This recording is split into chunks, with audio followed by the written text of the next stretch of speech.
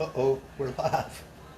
And I got the camera turned around backwards. Trust me, I don't do this. I don't appear on camera. I'm going to flip it back in a minute, just as soon as I figure out how to. Oh, what is today? Oh, today's Tuesday. Looking outside, well, it's kind of stormy earlier with intermittent sunshine. Now it's kind of halfway in between. Anyway, welcome to my channel, you guys. Facebookers, YouTubers, all you folks sporting my new do here. At least that's one good thing.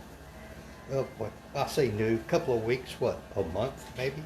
Anyway, how do I flip this thing back around? Oh boy, my goodness sakes. Get me off of here. Ha, there we go. Not as far as I thought. Oh boy. Here at Mike's Magic Auto Detailing and Paint Enhancement here in, I don't know, whatever weather, Sharpsburg, Georgia. And welcome back. We've been working on our TV and movie star 1986 Ford Ranger, which is in really good shape. For more details, you can go back to that first video where I talk all about it. But where we're at now, I just thought I'd catch everybody up real quick. Oh man, we strip washed this thing, which was a major ordeal, because they had sprayed that Hollywood mud, they call it, on there. And I think possibly it hadn't been long enough after this truck was repainted, because it was recently repainted. I'm not sure exactly when.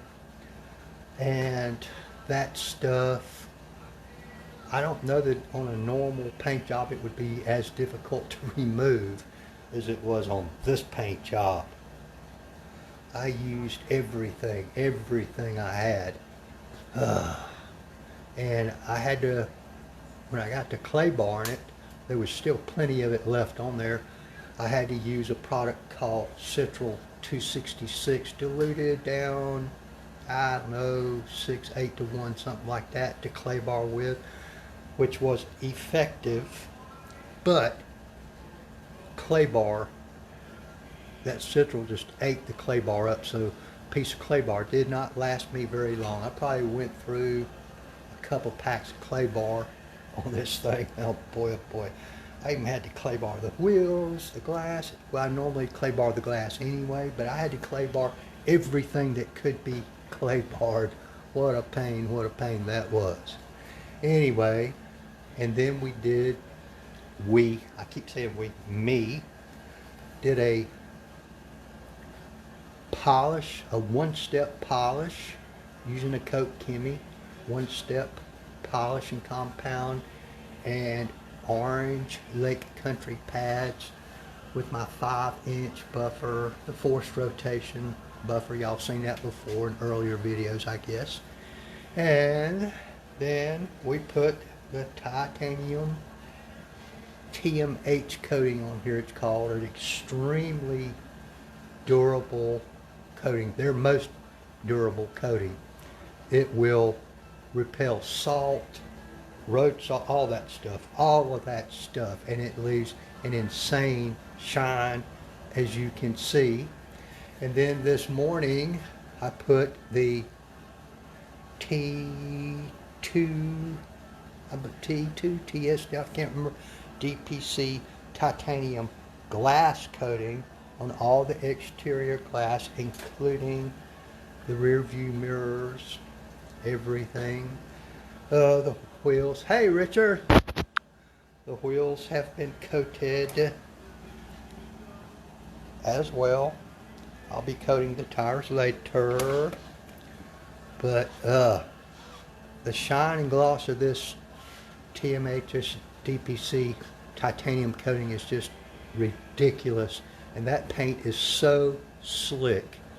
I guarantee you, if I bumped into it and jiggled that truck just a little bit, that stuff would just slide right off.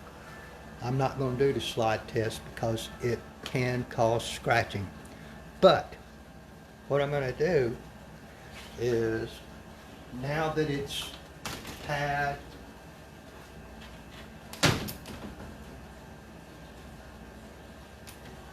some time to cure. It's overnight plus some, which should be plenty of time for what I'm about to do. I'm going to put, you can see it sitting there, the DPC. I'll give you guys a little bit closer look.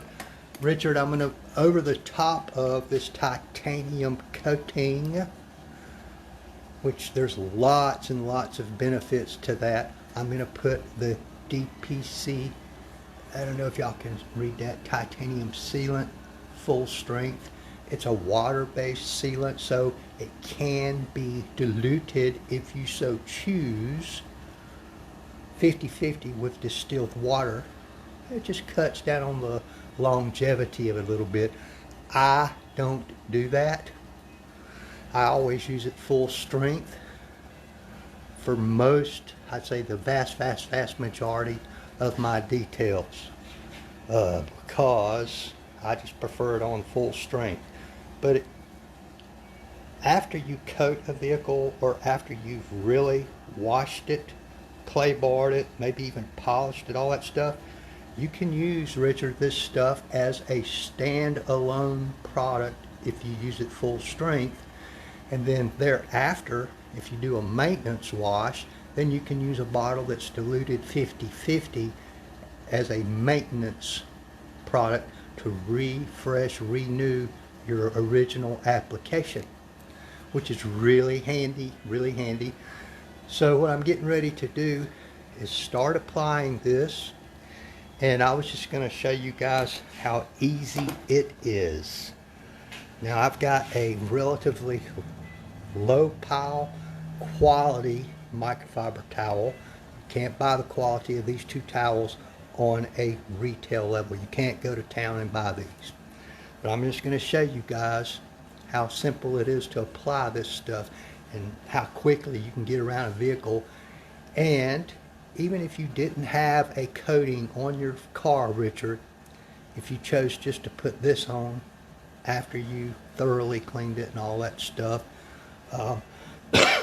this stuff will outlast any retail level sealant or wax available. For that matter, any pro grade wax. And you know, there's a sealant you can buy on the retail market, Richard. I'll show it to you right here. It's not very expensive. It comes in an aerosol can. This is a very fine, true paint sealant, also very easily applied. You apply it the exact same way I'm going to apply that sealant. It's not bad. It just won't last near as long as that will. But it's good stuff. Not bad for a Meguiar's product. Sometimes the big difference between the pro products and the retail level products are their longevity. As a standalone product, even without a coating or over a coating, that will last 8 months or more. That's why they call it TR8. Richard, and you can order it. You don't have to be a certified pro and all that kind of stuff. You can go to the DPC detailing supply website, whatever it is. If you really want to know, PM me, I'll send you the link. Anybody can go to his site and order their stuff. Now, the coating that's on this truck, the TMH, they sell lesser coatings, a couple different grades, which are cheaper. They just don't last as long. I bought a big bottle of it. I think it's 100 milliliters. I think you can buy 51, which would have been more than sufficient if all you were going to do is a vehicle this size. But I knew I had a couple of vehicles coming up, so I bought the larger bottle because I figured I could get both vehicles with the larger bottle, and I did, and I still got, I don't know, about that much. To give you an idea of the size of that bottle, Richard.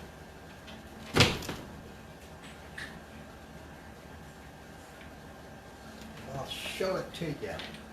I'm going to show it to you right here. So I've done, hey Ricky Edge, my brother. I think maybe y'all can see that. I don't know if that's focusing real good. But I've done 2 vehicles with this big ball, and as you can see, I got a little bit left. I'm not going to try and save that. This is one of those products. Once you open it, the clock is ticking. Once the air hits it, the shelf life of it's very, it's not very long. So, yeah, if I have a use for it within the next day or so, maybe I'll take it in the house and, coat something in the house. You can coat most anything with it. And this is the glass coating, the Ts2. You can see how big the bottle is. In case you guys want to go to the website and maybe order some yourself. This stuff is very simple to put on your glass, and it's extremely hydrophobic, and as maybe you can see on that old windshield there, really put some shine and restore some clarity to that glass, which will last at least a couple of years. It beats putting on Rain-X every couple of weeks, if it lasts that long. And the trim and stuff on this truck, I also use a DPC product, which is called TPT2. Another very simple product to use. When I say that, sometimes using the products is the easy part. Getting everything ready to put it on, that's the hard part. It's like with the glass. That glass coating is very, very, very simple to put on, although it's a little tedious because, for example, you have to put 2 coats on the windshield and you have to wait, I think it's 30 minutes or an hour between coats. But it's basically, you put it on an applicator, you wipe it on liberally, then you wait 5 minutes, and then you take a microfiber cloth and you simply buff the excess off. That's all there is to it. Of course, with the windshield, then an hour later you have to go back and do the second coat. But the other windows, you don't have to do that because they don't get hammered like the windshield does. And I'm telling you, I love that stuff. I love it on my car, and I love the way it makes my customers' cars look also. Yeah, same thing with the trim coatings and stuff. You got to get that trim absolutely clean, and before you apply the coatings, it'll A, work better, and B, it will last longer. But get back to the thing at hand here. I was just going to show you guys how easy that this is to apply. There's nothing to it. You just take, I'm using this towel as what I call an applicator towel. It's a low pop. You just spray some on there, you take it and gently wipe it in like that. I know you guys can't see where I'm going with it, but I can in real time here. I just give it a second or two. Doesn't take long for it to set up and flash, as I said. And you take the towel like this and you remove it. Just rub it to perfection, as they say. And at first it'll feel a little bit grabby, but in just a second or two, it gets really, really, really slick. Helps improve the hardness of this finish. That's all there is to it, folks. That's it. And then you just repeat that process all the way around the vehicle. That's all there is to it, people. So getting it ready, that's the hard part. But I was going to show you guys a few things. These painted bumpers, I'm not sure if they were always painted or if they were chrome at one time and then repainted, but whoever painted the bumpers did not do a good job and did not use a good quality paint. Looks like Duplicolor paint from the Walmart or somewhere, which is not terrible paint. It's just not really great for this kind of thing. and there is no clear coat on it. It's just got maybe a little mixed in for, you know, a little bit of gloss. But I took that, clay barred it all down, buffed it, all that, and also coated that as well with the TMR. Man, what a pain, what a pain. Buffed the rearview mirrors, everything. As you can see, Ricky, when I put the coating on the glass, I worked so hard on the bed of this truck, I put down what I call cover-up towels, which are simply beach towels, so that when I climbed up in here and I walked on it, I wasn't putting my shoes on paint that I just had worked on a couple days ago. Because I worked all this just like I did all this. Man, that is so slick, it's ridiculous. Yeah, I was going to show you guys this. Did the back bumper as well, which was turning that whitish looking, grayish looking color. Rick, you know what it is, oxidation we call it. That's just a generic catch-all term. But it turned out rather well. It got coated also with the titanium coating, including the bumper hitch. Of course, I've got the license plate off so I can get back behind where the license plate went. After I finish putting this stuff on, I'm going to coat the tires. Because after I apply this titanium, I forget what the curing time is on it, I'll have to wait a while before I put what we call a top coat over it, which is called King's Guard. DPC King's Guard. It's just a top coat that you can put over the titanium if you so choose, which I usually do for my customers. It helps protect the titanium sealant, which is protecting the coating. And it gives a little bit of extra shine and slickness. I'll just show you guys what that looks like. I think it's basically a polymer or maybe a little TiO2 or something in it. I don't agonize over what the contents are. It's just that this coating, the sealant, and the top coat are all engineered by this company to work together and to be compatible together. That's not always the case. Different companies use different formulas, different chemicals sometimes to get where they're going. They get there, but they get there in a different way. And sometimes if you go outside the family, they will conflict and you'll get streaks, high spots that we call them, and that kind of stuff. They just don't play well together.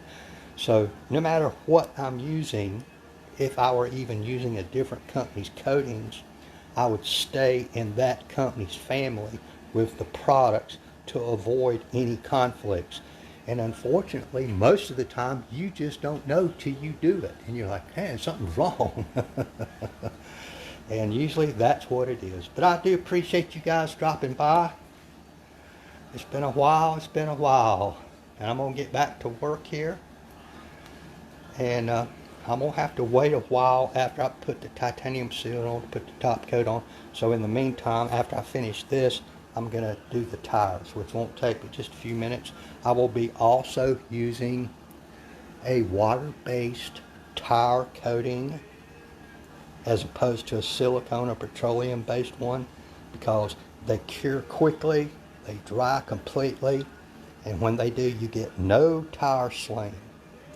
And they're dry to the touch, so that if dirt hits up against them or some dirty water or something like that from having to drive on a wet road, the stuff doesn't stick.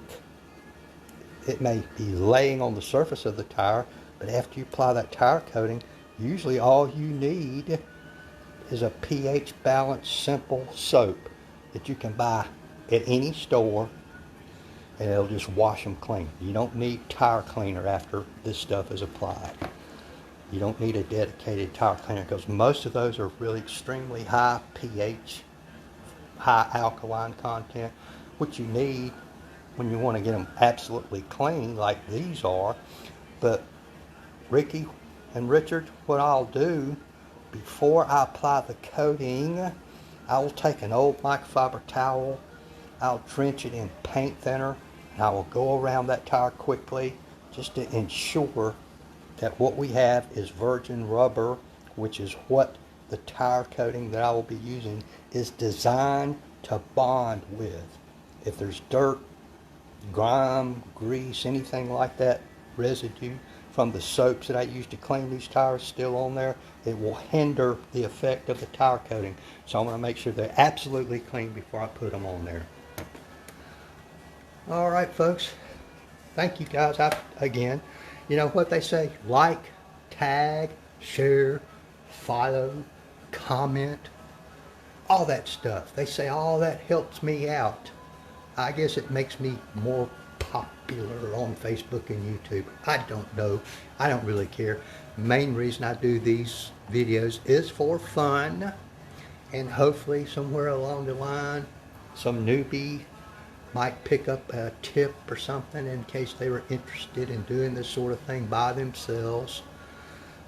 Hopefully I can help somebody that way. If you got a question, shoot it to me. Shoot it to me in a PM if you need to. You don't want to ask in front of everybody. Hell, that's okay. Yeah, if you want one of my refrigerator magnets, business card magnets, just drop me your address in a PM. Say, I want a magnet. Here's my address. And I'll send you one. No, I won't. I don't track you. I don't do nothing. I won't send you emails. I won't send you advertisements. Nothing. It's just a free refrigerator magnet if you want one. That's all. That's all there is to that. So, thank you, everybody. Appreciate you. If y'all have questions, please ask. If you want recommendations on other people's YouTubes, ones to watch, ones not to watch, as far as DIY on this kind of stuff, there are definitely some ones that I would recommend, and there are some that I would not recommend. But this stuff, some of it takes practice, some of it takes a little bit of experience, and you know, don't reinvent the wheel trying to learn all the background information, as I call it, like the chemistry and all that, blah, blah, blah, blah, blah, blah. You know, just do it. Just do it. All right, guys. I appreciate you. Thank y'all very much. Bye now.